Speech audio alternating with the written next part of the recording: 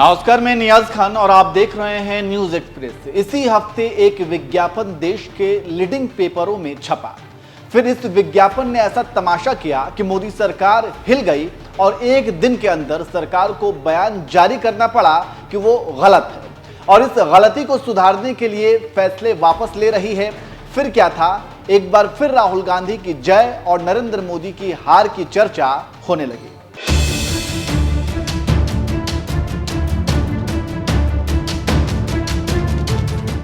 8 अगस्त 2024 को विपक्षी दलों की कड़ी आपत्तियों के बीच नरेंद्र मोदी सरकार ने वक्फ संशोधन विधेयक को जेपीसी में भेज दिया।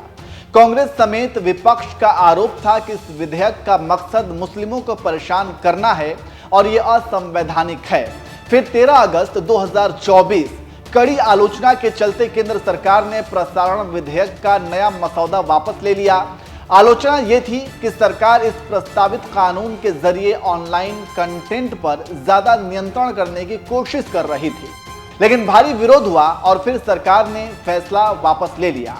20 अगस्त 2024 को केंद्र सरकार ने यूपीएससी का वो विज्ञापन वापस लिया जिसमें सीधे तौर से 24 मंत्रालयों में 45 अधिकारियों की भर्ती की घोषणा की गई थी। मतलब यह कि पिछले 2 हफ्ते में इन 3 घटनाओं के बाद अब बहस इस बात पर होने लगी कि क्या लगातार तीसरी बार नरेंद्र मोदी कमजोर हुए हैं, तभी तो फैसले वापस लिए जा रहे हैं। हम पहले बात यूपीएससी की करेंगे। जी हां, 17 अगस्त को इस योजना के तहत 45 नई भर्तियों के लिए विज्ञापन निकाला गया। फिर क्या था, बवाल हो गया और राहुल गांधी समेत विपक्ष के सभी नेताओं ने विरोध किया। लेटरल एंट्री के बढ़ते विरोध के बाद सरकार ने फैसला वापस ले लिया। 20 अगस्त को केंद्रीय मंत्री जितेंद्र सिंह ने यूपीएससी को पत्र लिखकर विज्ञापन को रद्द करने की बात कही। इस चिट्ठी में जितेंद्र सिंह ने लिखा कि पीएम मोदी की नजर में लेटरल एंट्री की प्रक्रिया संविधान सम्मत नहीं है, खासकर आरक्षण के प्रावधानों को लेकर, इसलिए इस भर्ती पर रोक लगाई जाए। साथ ही लिखा कि सामाजिक न्याय के प्रति संवैधानिक जनादेश को बरकरार रखा जाए ताकि हाशिए के समुदायों के योग्य उम्मीदवारों को सरकारी सेवाओं में उनका उचित प्रतिनिधित्व मिल सके। तो आप समझ सकते हैं कि कैसे फंसते हुए मोदी ने फैसला वापस लिया।